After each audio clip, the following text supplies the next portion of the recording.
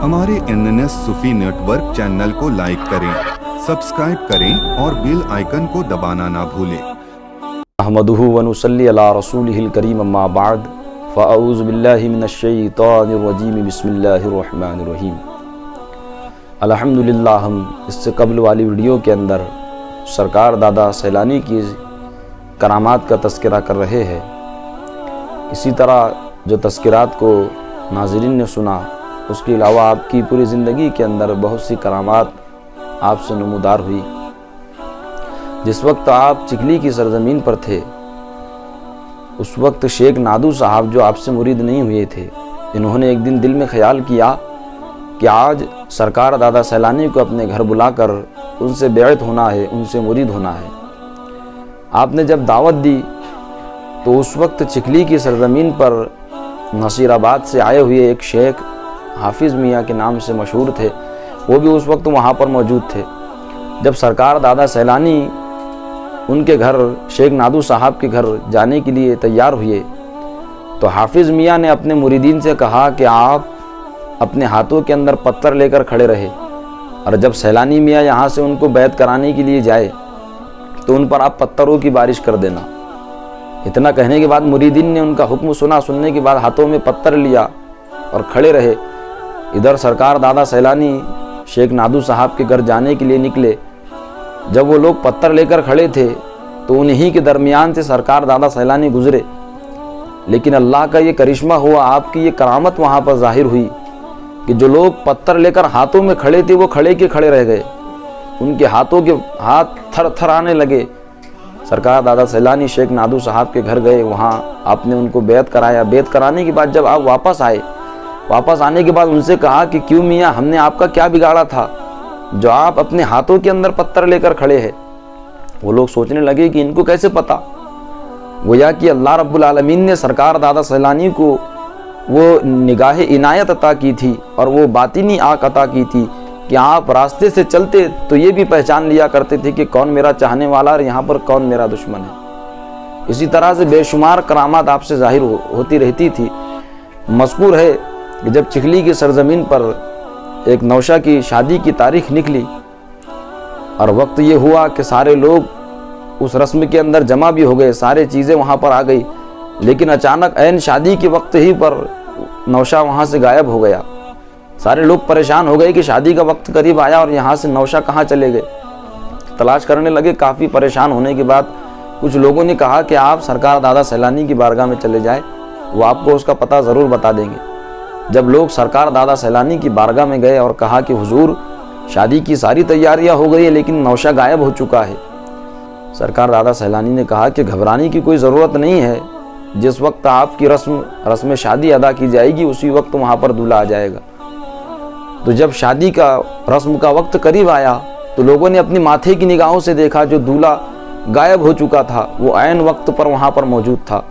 तो जब लोगों ने ये आपकी करामत देखी तो हैरान व शुजदर रह गए और आपकी बारगाह में हाजिरी देकर आपकी कदम बोसी, आपकी दस्त बोसी की।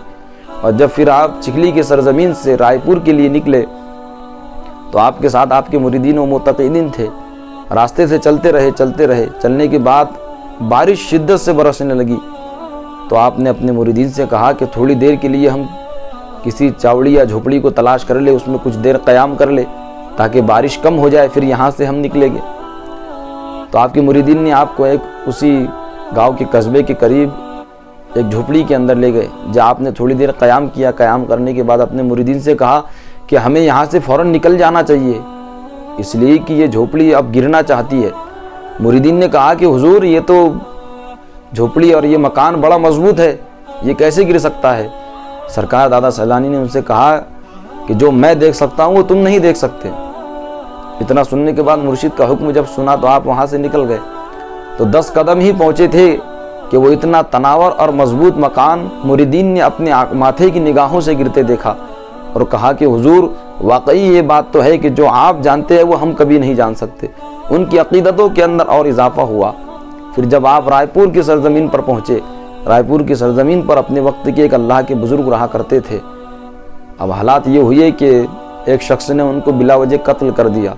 कत्ल करने के बाद उस अल्लाह के बुज़ुर्ग की बद्दुआ उसके ख़ानदान को लगी تو حالات یہ ہوئی ہے کہ کچھ دنوں کے بعد جس شخص نے آپ کو اس بزرگ کو قتل کیا تھا اس کے خاندان کے لوگ بیمار رہنے لگے اور کچھ لوگوں پر دیوانگی کا غلبہ بھی طاری ہوا۔ تو کچھ لوگوں نے سرکار دادا سیلانی سے کہا کہ فلاں خاندان کے اندر فلاں شخص دیوانگی کے اندر ڈوبا ہوا ہے، پاگلوں جیسی حرکت کرتا ہے، کہ آپ اس پر نظر ثانی فرما دیں گے؟ سرکار دادا سیلانی نے اس سے کہا کہ جاؤ اس دیوانے شخص کو میرے پاس لے کر آؤ اور ساتھ ہی کچھ پھول بھی لے کر آنا۔ لوگوں نے اسی کے مطابق عمل کیا، اس دیوانے کو پکڑ کر آپ کی بارگاہ میں لائے اور کچھ پھول بھی لے کر لائے۔ اور بڑی بات تو یہ ہے کہ وہ جو دیوانہ شخص تھا وہ سرکار دادا سیلانی کے نام کا دم بھرا کرتا تھا، آپ ہی کا نام اس کے زبان پر رہا کرتا تھا۔ سرکار دادا سیلانی نے اس کو دیکھا، دیکھنے کے بعد وہ پھولوں پر دم کیا۔ پھولوں پر دم کرنے کے بعد کچھ دیر مراقبے کے اندر آپ بیٹھے رہے۔ جب مراقبے سے آپ باہر آئے، آپ نے اس پھولوں پر دوبارہ دم کیا۔ دم کرنے کے بعد اس شخص کو وہ پھول سنگھائے۔ سنگھانے کے بعد دیکھا کہ تھوڑے ہی دیر کے بعد جس پر دیوانگی کا دورہ طاری تھا، اللہ تعالیٰ نے آپ کی دعا سے، آپ کی زبان کی تاثیر کی بدولت اسے شفائے کاملہ و عاجلہ عطا کی۔ تب لوگوں نے یہ معاملات کو دیکھا تو آپ سے پوچھا کہ حضور یہ معاملہ کیسے ہوا؟ سرکار دادا سیلانی نے کہا کہ اس کے خاندان کے جس شخص نے اس اللہ کے ایک بزرگ کو قتل کیا تھا، اس بزرگ کی بددعا اس کو لگی ہوئی تھی، اور میں نے مراقبے کے اندر اس بزرگ کی روح کو حاضر کیا، اور حاضر کرنے کے بعد اس بزرگ سے میں نے کہا کہ آپ اس کو معاف کر دے۔ جب اس بزرگ نے معاف کیا تو اللہ تعالیٰ نے اسے شفائے کاملہ و عاجلہ عطا فرمائی۔ جس طریقے سے ظاہری زمانے کے اندر سرکار دادا سیلانی پھولوں پر دم کیا کرتے تھے، لوگ اس سے شفایاب ہو جایا کرتے تھے، اسی طریقے سے آج سرکار دادا سیلانی کی چاہنے والے ان کی مزار سے مشاہدہ کرتے ہیں۔ کسی بھی طرح کی پریشانی، کوئی بھی رنج و الم میں ڈوبا ہوا اپنی تمنا مرادیں لے کر سرکار دادا سیلانی کے روضہ اقدس پر حاضر ہوتا ہے اور اپنی التجائے وہاں پر رکھتا ہے، ان کے وسیلے سے دعا کرتا ہے۔ تو آج بھی وہی تاثیر جو اس وقت کے زمانے میں ہوا کرتی تھی۔